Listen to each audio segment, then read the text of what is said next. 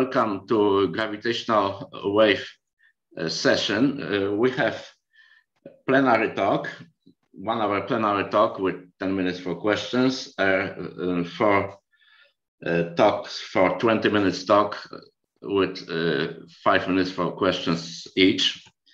We start with a plenary talk by Nicolas entitled Probing Fundamental Physics in Extreme Gravity with Gravitational Waves. So, Nicolas, please start. The floor is yours. We can see your title slide. Okay, thank you very much, Professor Krolek, and thank you everyone for attending. Thank you very much for the invitation to speak at this meeting, and I'm sorry that we couldn't all meet face-to-face due to the pandemic, but hopefully someday. So I was asked to talk a little bit about what we can learn about modified gravity or alternative theories of gravity with gravitational waves. So I'll do my best to try to summarize that very, very big topic in the given time. So let's start with this, just a brief introduction. So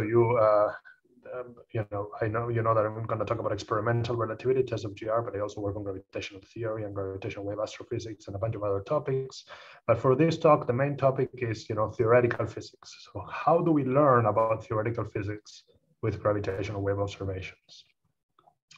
So clearly, there's been great progress in the detection of gravitational waves in recent years. And so you all know that in 2015, the first gravitational wave observations were made. And since then, there's been more than 50 observations. Most of them are black holes. They're represented here with these blue dots. So you see 2 blue dots, for example, coming together to form another blue dot that's supposed to represent 2 black holes with this mass in solar masses, merging to produce a heavier black hole, in this case, about 40 solar masses. Black holes that have been detected through electromagnetic emission are these purple points here. But in addition to just purely black holes, LIGO, Virgo have also detected the merger of, say, neutron stars with black holes. These are the 2 highlighted events over here, as well as neutron star mergers. So with this huge oasis of data, the question is now, what do we do with it and what can we learn from it? So that's a big question, right? The data space, the space where the data lives and how the data is acquired and how it's analyzed, it's quite different from the theory space. What LIGO really detects, it's an interferometer after all, is the change in voltage of photodetectors. And what they need to then do is take that measurement of the change in voltage in photodetectors and infer the gravitational wave that could have impacted that detector during that period of time. So what you see here is a reconstruction of the wave in these middle panels together with the data itself, which has been actually already whitened and filtered a bit. Together with the residual, this is the, if you take the data and you subtract the best fit model, then these are the residuals. And the spectrographs. So this is the amplitude. It's like a contour plot of the amplitude in frequency and time space. So this is the information that comes to us. And from that, we are supposed to try to figure out whether general relativity is correct, whether there's evidence for some other theory of gravity, maybe the activation of some additional field, maybe some mass for the graviton, maybe there's vector fields present, maybe some of the assumptions of general relativity are just broken. And so figuring out how to do that is what this talk is going to be about. I mean, it's not that we necessarily have explored every possible option to do this mapping, but I will tell you a little bit about what people have done so far to try to make this connection. I'm surely there's other ways to do it. So with that in mind, I will first tell you about how fundamental physics or theoretical physics is encoded in gravitational waves. Then I'll tell you a little bit more about the theories that people have focused on. These are not all the theories possible, just a subset. And I'll tell you about the challenges and the work that needs to be done within those theories to then try to compare to gravitational wave observations. And then I'll tell you what has been constrained so far within this class of theories. It's not going to be a complete list of constraints, but it'll be relevant to this talk.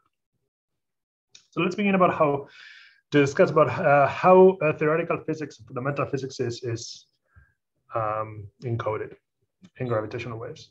So here you see the strain noise of LIGO in the four observing runs that were done, O1, O2, O3A, and O3B. Well, so O3, sorry, this is O3 in LIGO and O3 in Hanford, as well as projections of how well we hope LIGO is going to be able to do in O4 and in O5. So O4 should be starting next year or so. And so you see, what you see here is essentially the noise as a function of frequency.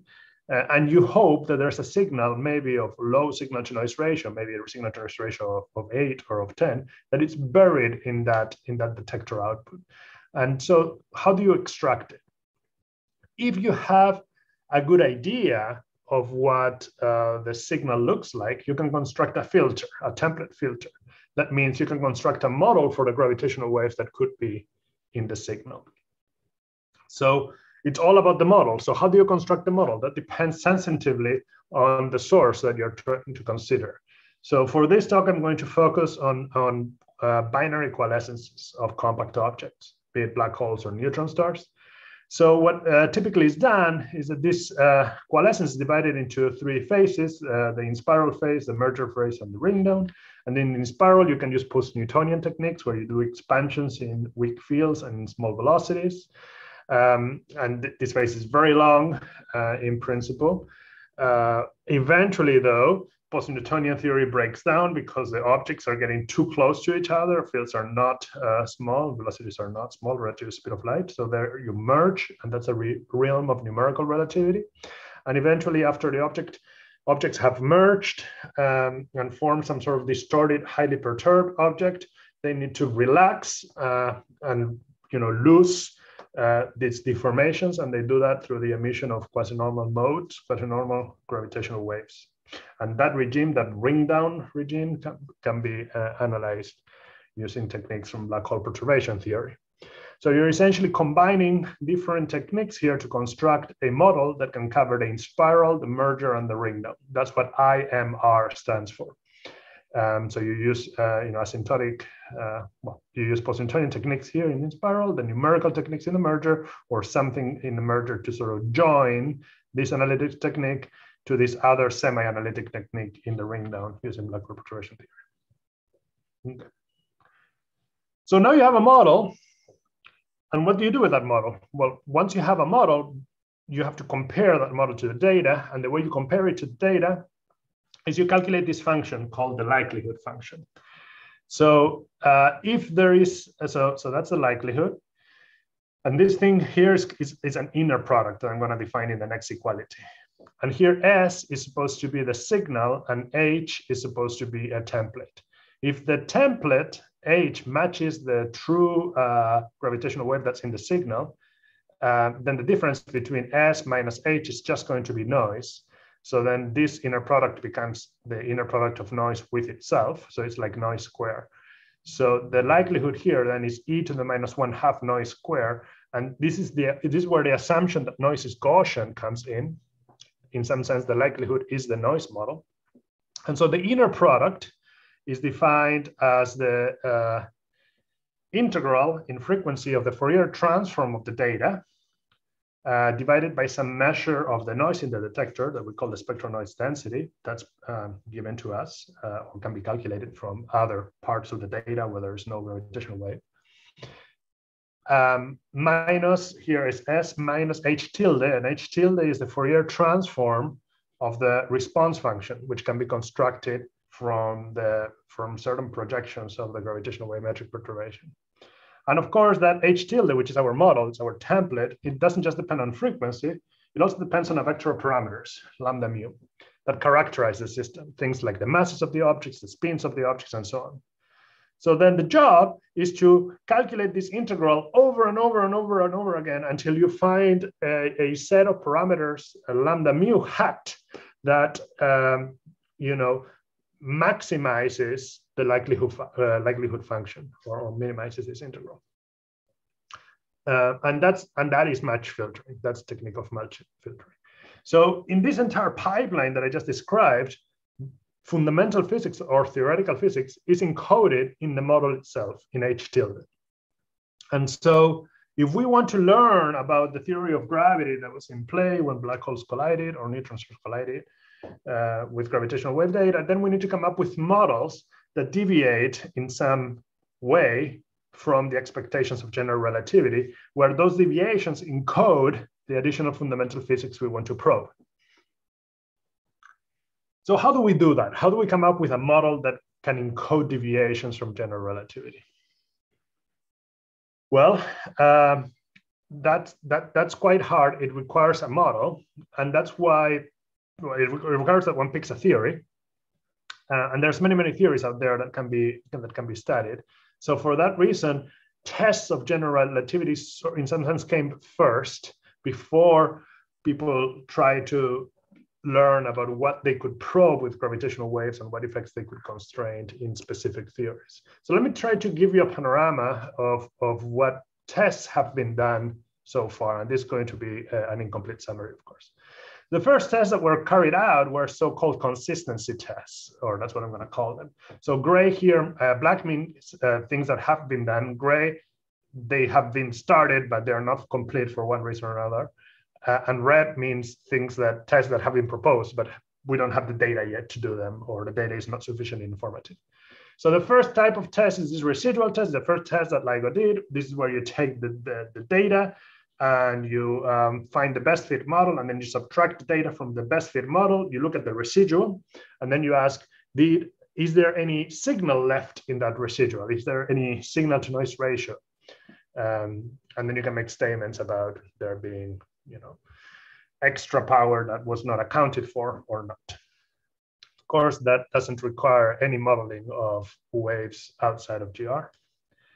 Other things that have been proposed are things like the area law, or tests or checks of the area law. So you know that in general relativity, the area of black holes can only increase. So if you have two black holes, each with their own area given by their reducible mass and spin, and these objects merge to form another black hole with its own area, then there's an inequality there that has to be satisfied between the initial irreducible masses and spins and the final quantity.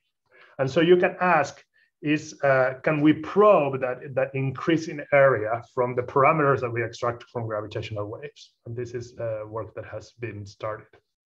You can also ask a bit of a jackknife test, is what they call it in cosmology. So essentially here is what you do is you take your data and you say, I'm going to cut the data in half. And I'm going to cut it in half at the point where the amplitude is largest. And I'm going to consider the data to the left of that. And then I'm going to consider the data to the right of that. And I'm going to analyze those two chunks of data independently and ask whether I measure the same parameters or parameters that are consistent with these two chunks of data. That's sometimes called an IMR consistency check. Okay. And of course, you can also, if you have enough gravitational wave detectors, you can construct null channels, because you know that in general relativity, there's only two polarizations, plus and cross. So if you have three independent detectors or three independent data streams, you can combine them so that you can extract H plus and you can extract H cross. And the third combination of data streams should produce no gravitational wave at all. It should be null. And so you can ask, is that third null channel truly null? Is there like no signal left? Or is there something left out because maybe, gravity has an additional polarization, like a breathing mode or a vector mode or something like that? Those are sort of consistency tests, but then have also been tests to like probe GR deviation specifically. And there's two ways to do this, in sort of an agnostic way and a model specific way. So in the agnostic way, what you can do is you can ask, well, can we extract additional polarization? So we know that modified theories of gravity can have breathing modes, longitudinal modes, two vector modes, and two transverse traceless modes. And so you can parameterize those polarizations And then you can try to ask whether the data is consistent with the presence of those polarizations or not.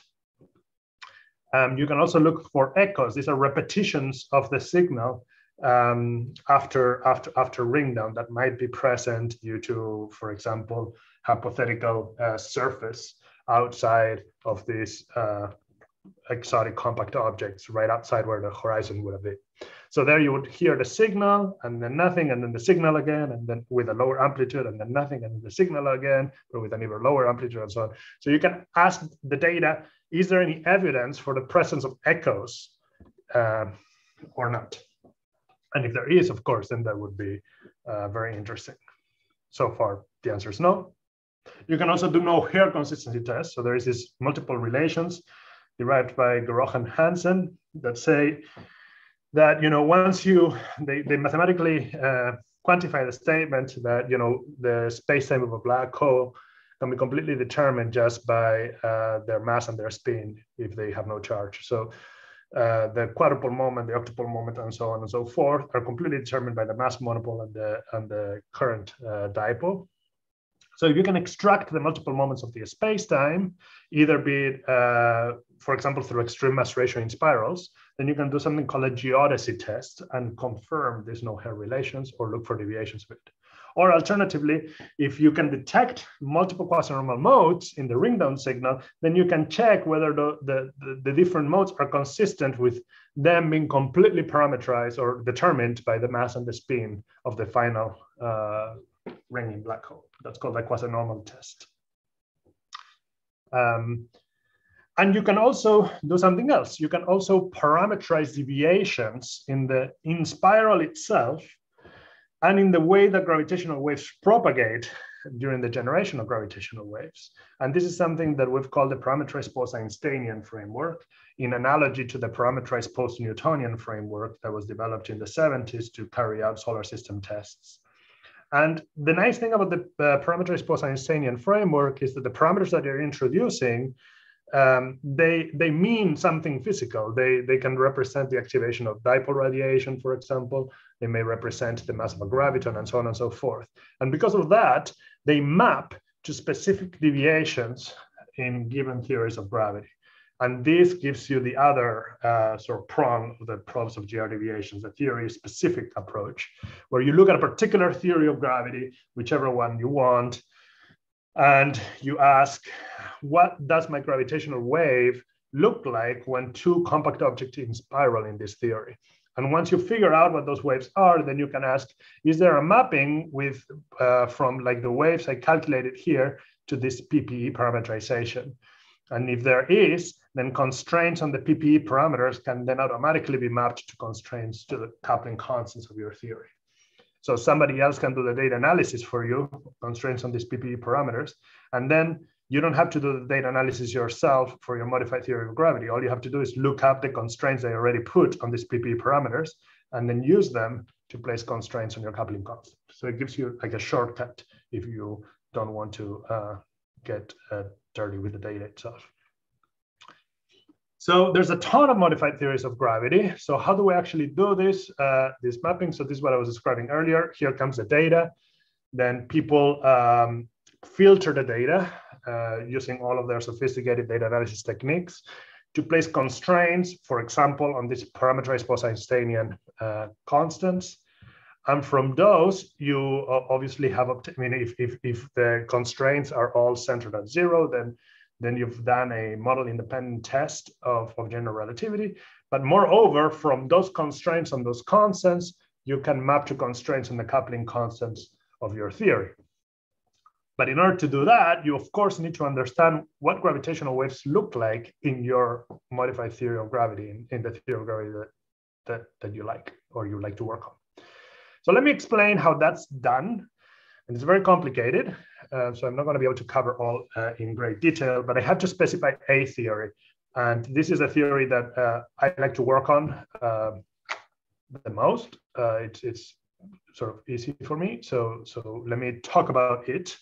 But this, of course, is just an example. You can do this with any theory you want. Okay? So the quadratic gravity is a theory of gravity where you add certain corrections to the Lagrangian. So here's your Einstein-Hilbert Lagrangian, and then you add, for example, a term like this, where you've added a kinetic term for a scalar field that's canonically normalized, and it's non-minimally coupled to the Gauss-Bonnet invariant over here, which is a curvature square term, multiplied by some coupling constant, which has dimensions. Okay, so a theory like this defines what's called Einstein-Dilaton-Gauss-Bonnet gravity, and this f of phi is a function that you have to choose, and that defines a particular member of the Einstein-Dilaton-Gauss-Bonnet class. For example, if you pick f of phi to be just phi, like a linear function, then you get into the particular member called scalar Gauss-Bonnet gravity. Let me also point out that since the Gauss-Bonnet invariant is density is a topological invariant, if f of I is a constant, then there's no modifications to the field equations, because because this becomes a divergence of a total divergence, and it can be integrated by parts to get a boundary term only. So that's one set of terms. Another set of terms you can add is something like this, where you have another kinetic term for a pseudoscalar, this time theta, and that is non-minimally coupled to not the Gauss-Bonnet, but the Pointryagin density. And again, alpha here is a constant, different constant, and theta is a different field, because theta here is a pseudoscalar, whereas phi here is a scalar. So when you do a four-dimensional compactification of heterotic string theory in the low energy limit, then you get terms like this, for example. And in that context, this theta is called the string theory axion, which is one of the moduli. And phi here is called the string theory dilaton. But it arises in a bunch of other frameworks as well, including just in effective field theories of gravity. Okay. And so what you do with that Lagrangian is, of course, you vary it to find the field equations of your theory. So in Einstein-Gauss-Bonnet gravity, you get something like this. We have your Einstein tensor, you have your matter stress energy tensor, then you have a stress energy tensor for your scalar field. And then you have this term that's produced by the non-minimally coupled contribution that appears over here, which depends on derivatives of the field, as well as on the Riemann tensor and its constructions. The field itself has an equation of motion, which looks like a wave equation that is sourced by, say, the Gauss-Bonnet invariant. In this case, you get something like this, of course, if you pick f of phi to be just phi. If you just leave f of phi to be a free function, then you get extra terms that depend on the derivatives of that function f in here, as I'm sure you know. Similarly, you can do the same in dynamical Chern-Simons gravity. And in that case, you get a very similar equation of motion and set of field equations, except that this C tensor here doesn't just depend on the derivatives and the Riemann, it also depends on the gradient of the Riemann. So this is a theory that has third derivatives, and so there's concerns about it being well posed or not. But this theory over here, as I described earlier, arises in a low curvature expansion. It is an effective field theory, so you're supposed to treat these terms as you would in an effective field theory. So there's a limited regime of validity. So there's a cutoff scale, and if you're outside of that cutoff scale, that's where these derivatives will begin to become important, and where the theory could be ill-posed, and that's where this theory is not valid, and you would need to UV complete it in some way. Okay, so with those caveats in mind, what do you do now? Well, you have to solve these field equations. Let me skip that for a second. So how do you solve the field equations? Well, again, that's very complicated. There's a very long list of things you have to do. So let me go real quick through them. You solve the field equations in a weak field slow motion approximation if you're modeling the spiral. You have to be careful because point particles cannot necessarily be used to represent black holes. You have to dress them. You have to skeletonize the Hamiltonian if you want to do it properly. And then you have to calculate effective stress energy tensor to get the radiation, and the near self solution to get the Hamiltonian, the far solution to construct the radiation reaction force from the fluxes. The E and the E dot gives you the chirping rate F dot. From all of that, and then you have to combine that with the dispersion relation for your particular theory. And then with all of that, you can get to your template. And that's all very complicated, as indicated by the horrendous cartoon I'm showing here. It's quite painful too. Okay, so instead of each of those topics that I mentioned like super quickly, is multiple papers and could be by itself a talk. So I don't have time to describe them in detail. So instead, just let me give you the greatest hits of all of those analyses. In that particular theory, what you discover is that spinning black holes are not described by the Kerr metric, and that's because they excite a scalar field, a pseudoscalar field in dynamical transformers gravity. And you can actually prove something like a yes-hair theorem, like the necessity of a scalar field being present in the space-time, even though you are in vacuum, in the sense that there is no additional matter degrees of freedom. Something else that you discover in this theory is that if you have two of these spinning black holes going around each other, now there's two scalar fields in the space-time, and each of them is anchored, if you want, around each of the black holes, the horizons of each of the black holes. And that in turn has consequences. First of all, since the space-time of each of the black holes near the black hole is not Kerr, but it is modified Kerr, the combination of two of them doesn't give you the Hamiltonian, the post-Newtonian Hamiltonian of general relativity. Rather, you get corrections to that modify the orbital energy of the system. Moreover, because the scalar fields are anchored on the horizons of each of the black holes, as the black holes move around each other, the scalar fields move around each other. And we have moving scalar fields like that satisfy wave equations, then those scalar fields will radiate. There will be scalar waves of this global field, and those waves will carry energy away from the system, therefore increasing the rate at which energy is extracted from the system. So you have these two effects, and they're competing with each other because the scalar fields add energy or make the total orbital energy more negative, if you want, whereas the scalar fields want to remove energy from the system. And so you take all of those effects into consideration, and then you realize, or you discover that in this particular theory, your gravitational waves get modified at what's called second post-Newtonian order. So that's a correction that's V over C to the 4 suppressed relative to the leading order term in your expansion. So I mean here 2pm correction to the gravitational wave phase in particular. Or if you want, a 2pm correction to the orbital energy and to the energy fluxes. And so with that, you can then go and you can calculate gravitational waves. You can calculate the orbital evolution. You can make pretty movies like this one. But here you see a GR evolution of two black holes going around each other very early in the spiral. So you see down here the orbital separation, the orbital velocity, the frequency evolution, and the gravitational wave. So this is in GR. If I play you the same thing in dynamical Chern-Simons gravity, very early in the spiral, you see roughly, oh, sorry, this is, this one is the one in DCS. Okay, you see pretty much the same thing. It's very early in the spiral, 2pm effect is tiny. You really don't see it. You see a difference close to the merger, at the very end of the spiral, okay? Before the merger for sure, but in the late part of the spiral. And so here you see the DCS evolution compared to the GR evolution, very close to the spiral. And you hear this chirping of the gravitational wave in the background.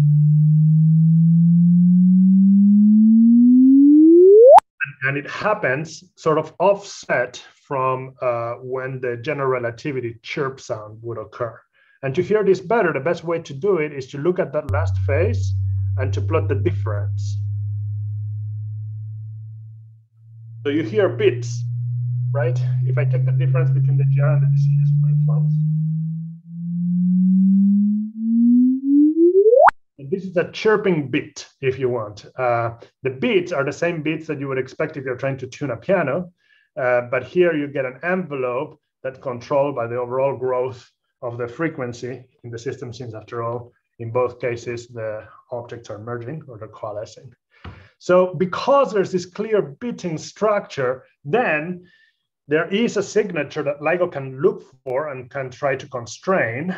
And this is the type of effect that is present in most modified theories of gravity that you can sort of look for, you can eliminate.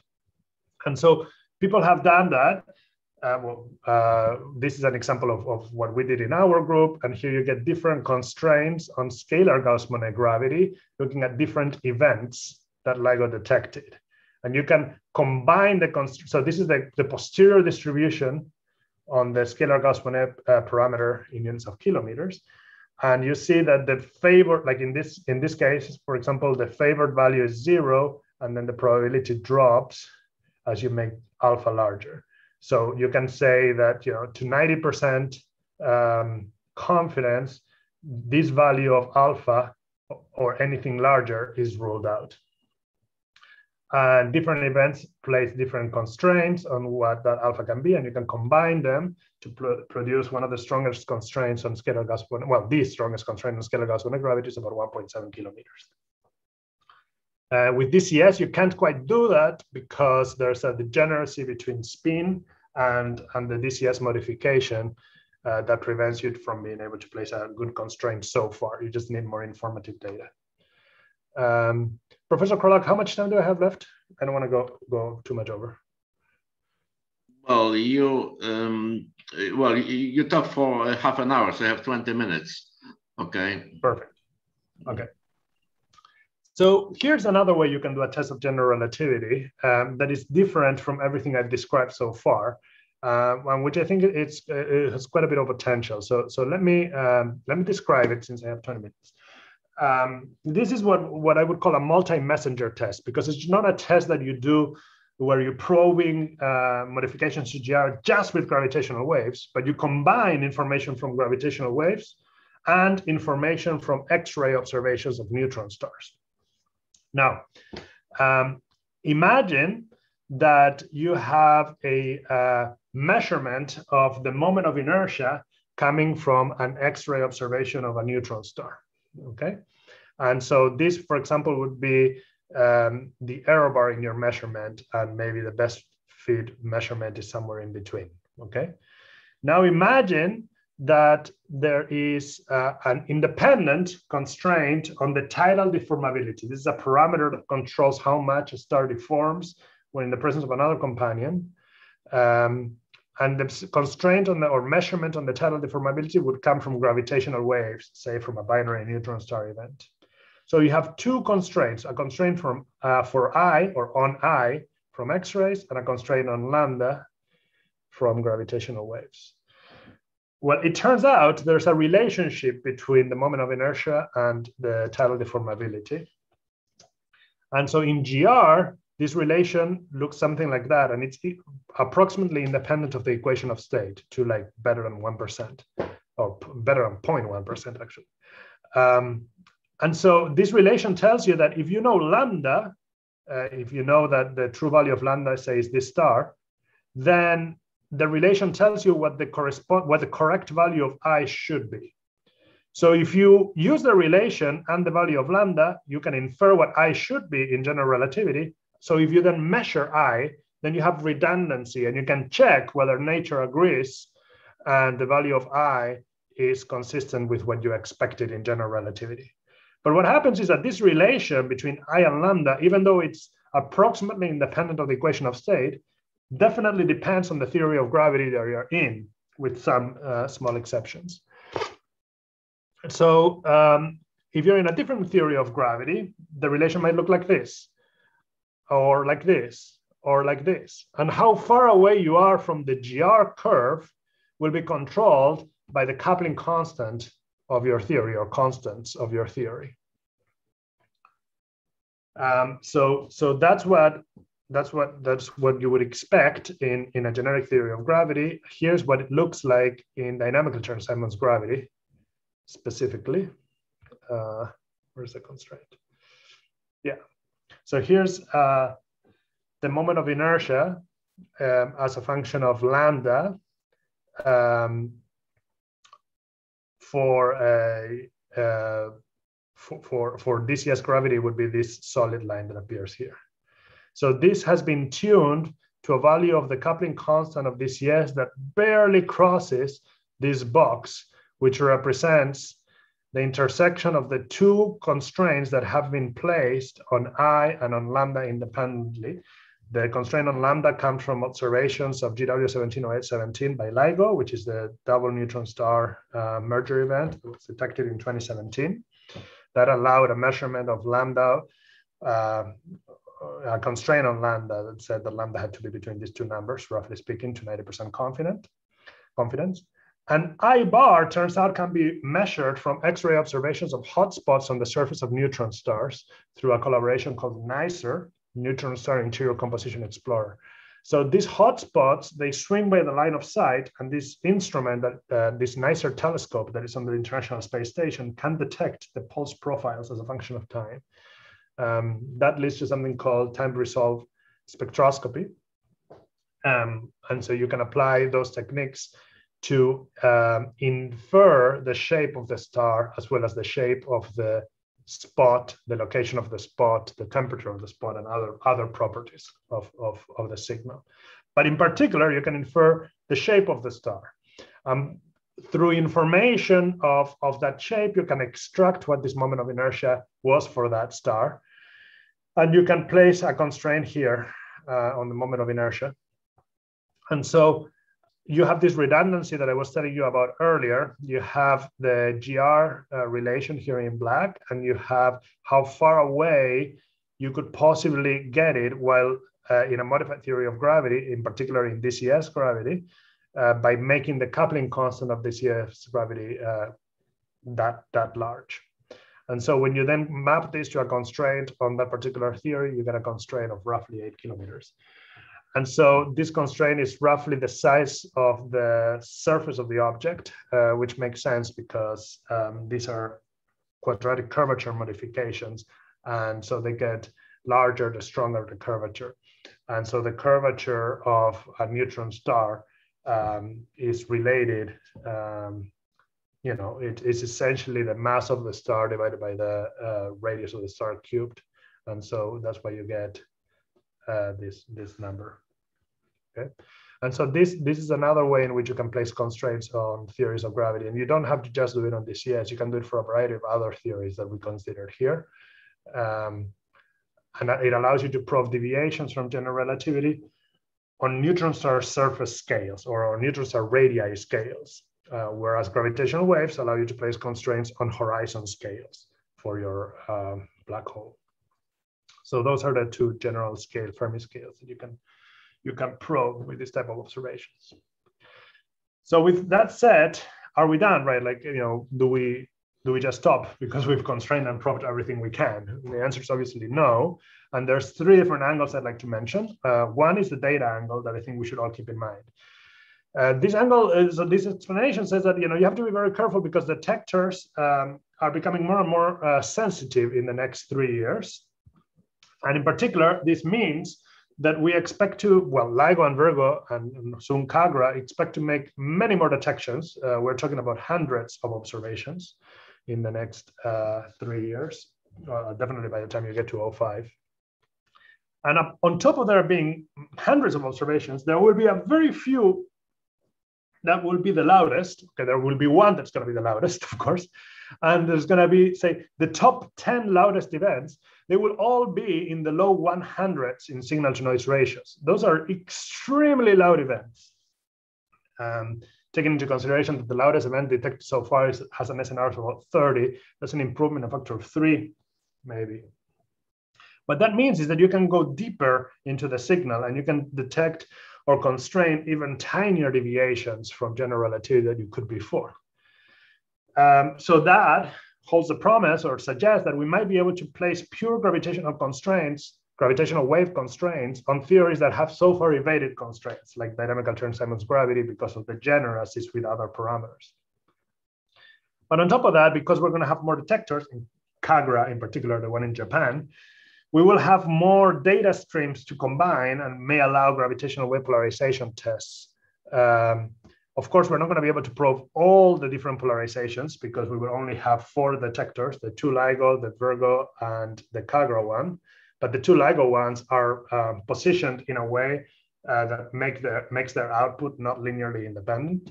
So those 2 detectors really just count for 1. So we really have 3 detectors that we can use to construct this null stream. So we'll only be able to search for say, 2 tensor modes and a breathing mode, or 2 tensor modes and a longitudinal mode, or something like that. To do a full test of all the polarizations, we will either need additional detectors on Earth, or we would need a space detector, like, for example, LISA. And talking about LISA and 3G detectors, there are plans already that have been in the works, and people are working very hard to develop them more concretely for 3G detectors, 3rd generation detectors. LIGO currently is a 2nd generation detector. The 3rd generation would come next decade, and LISA and versions of space detectors like LISA, people hope to launch them also in the 2030s. This would allow completely new tests of GR, such as tests of the Kerr hypothesis with extreme mass ratio in spirals. You could maybe look for the gravitational waves emitted in axion clouds and screening, and so on and so forth. But there's also, putting the data aside and the fact that we're going to get a lot louder events, or events are a lot louder and many, many more events, there's also a modeling issue here that needs to be addressed. Because higher signal to noise ratio events and the stacking of many events means that you need to have more and more accurate models, because you don't want to make the mistake of thinking, oh, I've detected a GR deviation, when in reality, what you've detected is that your model is not accurate enough to represent the signal of nature. And if your GR model is accurate enough, that's great, but you still have to make sure that your GR modification is also accurate, so that you don't get different types of GR modifications confused. So in that regard, it's important to try to understand, how do we model the gravitational waves in the merger? And people have been working very hard on that, on that aspect. Another issue is, like, once you have the merger, it would be ideal to construct a gravitational wave model that includes not just the in-spiral, but also the merger and the ring down as a global uniform gravitational wave in a modified theory of gravity, so that you can filter the entire data set, the entire chunk of data that contains the signal with this model, and then probe GR deviations. But that currently doesn't exist. There are 0 models that are IMR in modified gravity, and there's only 1 or 2 simulations of mergers, and people are still working hard to try to control errors in those simulations. Now, one thing that's to our favor is that just because you're including the merger, that doesn't mean that any constraint that we've placed before, for example, with just the in-spiral, will become invalidated. Of course, if we can constrain the theory or any modification to gravity with the in-spiral alone, that's great. And those constraints will continue to be to hold true, even if we then have the ability to model the merger. What modeling the merger and the ring down will give us are either new tests of new effects that are just not present in the in-spiral, and more stringent constraints on the deviations from general relativity. Now, in the 3G era, we have to be very careful to also control systematics, because, as I said earlier, because in this 3G era, the signal to noise ratios are not going to be in the 1000s. And this is like next decade. So it's urgent that we, train a young group of energetic scientists that are able to understand, how do we model the in-spiral of intermediate mass objects, where post-Newtonian theory is not as accurate as it is with comparable masses, and where you cannot use extreme mass ratio techniques because the mass ratios are intermediate. How do we deal with eccentricity, with spin precession? Do we need to worry about astrophysical effects, like the presence of an accretion disk or the presence of a third body? Because after all, we want to make sure that if we detect something, which of course will be a revolutionary statement, we want to make sure that we've detected a true deviation from general relativity, and not the fact that maybe your binary is close to a third body, or it's, maybe your object, your neutron star object, has a dark matter core or something like that. So how do we disentangle potential astrophysical effects from true modifications to general relativity? This is where I see the future sort of going. But also, there's a lot of work done on the theory side. There are theory-specific concerns that are aside the data and the modeling. Have we really explored sufficiently the theory space? Are there other features that we have not accounted for yet or explored? How do we deal with effective field theories of gravity, where you cannot really consider theory complete, of course, and you cannot really use that theory to like put on a computer and analyze merger events. Is there a way to do that, to construct a well-posed initial value problem in an effective way? Or is there a way to UV complete it so that we can, at least roughly, so that we can put it in a computer and do merger simulations? Those are all open questions. But there are more, even more open questions, right? So I talked about echoes and about the possibility of seeing repetitions of signals. And I mentioned that that could be the case if your compact objects have a surface that is very close to where their would-be horizons would be. Those have been dubbed exotic compact objects. But it's not entirely clear whether those objects are possible in nature. Do they arise from the collapse of generic initial data in some particular modified theory of gravity? Are they stable to collapse? Since their surface is so close to the horizon, you can imagine that if you blow on them, they'll collapse. But if anything falls on them, they'll collapse to a black hole. Maybe they're just unstable because they're rotating. There's a superradiant instability. If their light ring is outside their surface, there could also be a light ring instability, and so on and so forth. And what are the timescales of those instabilities? That's not also understood very well yet, at least not in the nonlinear regime. And finally, but also very importantly, how do we break the generacies between discovering an anomaly and the particular theory of gravity that you're considering? If I see a deviation in my gravitational wave and I say, aha, I've discovered that this event seems to have a dipole component in the emission that is not present in general relativity. Can I then take that and say where that dipole could have come from? What theory of gravity, what modification of gravity could have possibly activated this effect? That mapping is also not entirely fully explored yet, I think. So it's a lot of work to do, but I think the future is bright and I look forward to many more discoveries. So I'll stop there and take any questions. Thank you. Yes, thank you very much, Nicolas, for a very comprehensive review. So are there any questions? Can I ask a question? Yes. Yes, thank you very much for the nice talk. I have a question about, in particular, about the IMR test of modified gravity. So in GR, as far as I know, people usually use the effective one-body approach to do the gravitational waveform modeling. And this can be done by just matching the effective one-body metric with the post-Newtonian equations. So my question is whether this can be done or already been done in some particular modified theories of gravity. Okay, thank you for your question. So there's many things there that we need to unpack. So first of all, effective one-body is not the only way to do tests of general relativity. Sorry, to do models of gravitational waves in general relativity. So in GR, LIGO, and Virgo use two classes of models. One are called phenomenological IMR models, and the other one called EOB models.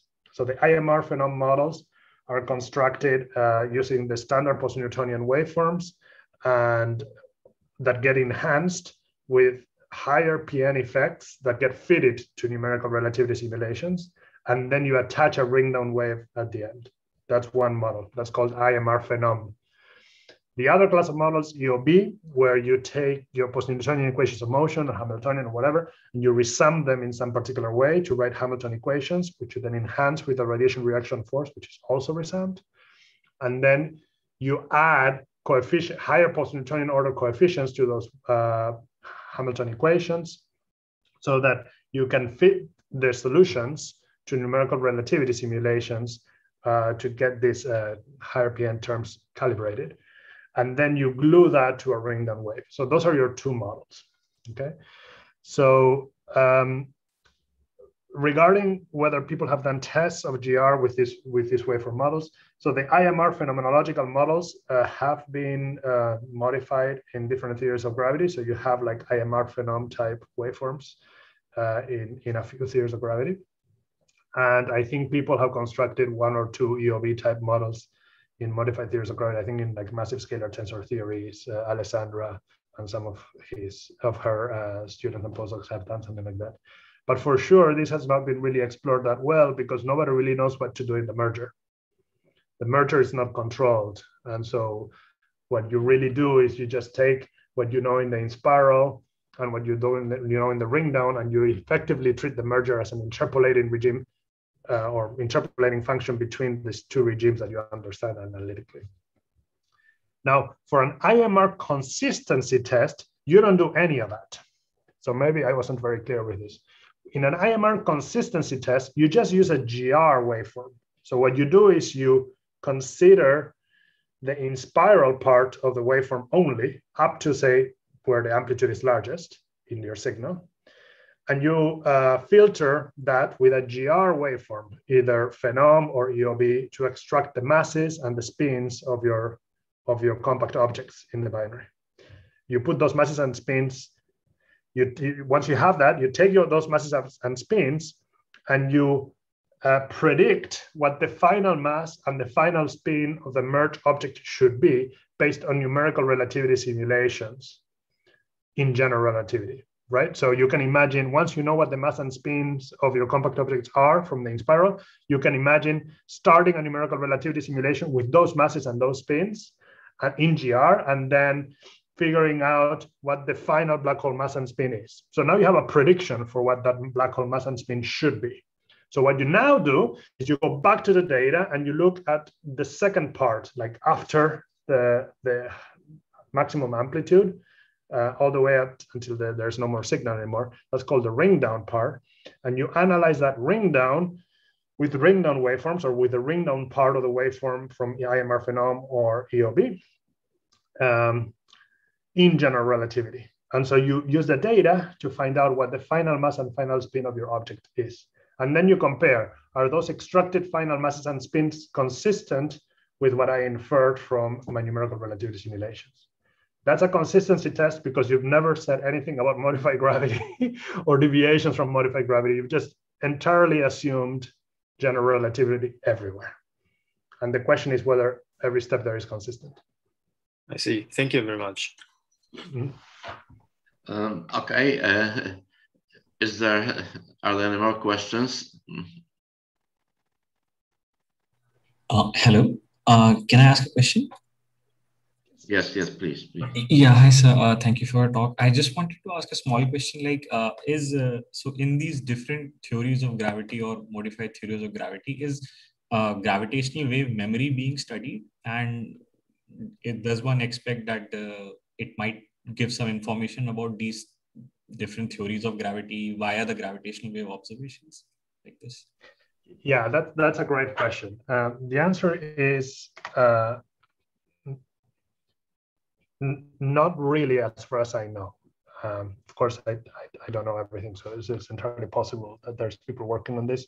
I know, in fact, that I have started a project exactly on that topic because I think it's interesting to see how the memory is affected in a particular modified theory of gravity, either the Christodoulou memory or the linear memory. I think the reason people haven't really studied it in a lot of detail so far is because detecting the memory is very difficult. And current estimates suggest that with interferometers like LIGO, Virgo, Cagra, or LISA, or the 3G detectors, we're going to really have to wait a while until the 2030s, 2040s, when we have these 3G detectors to be able to get a measurement of the memory. And that, I think, has discouraged some people because there's other tests that you can do with data now. So not a lot of people have looked at memory. The only work I know about testing GR with memory effect or whatnot comes from PTAs, pulsar timing arrays. I didn't talk about that at all in this talk. I've worked on that too, but the idea is different, right? So you have a bunch of pulsars that you can time extremely well.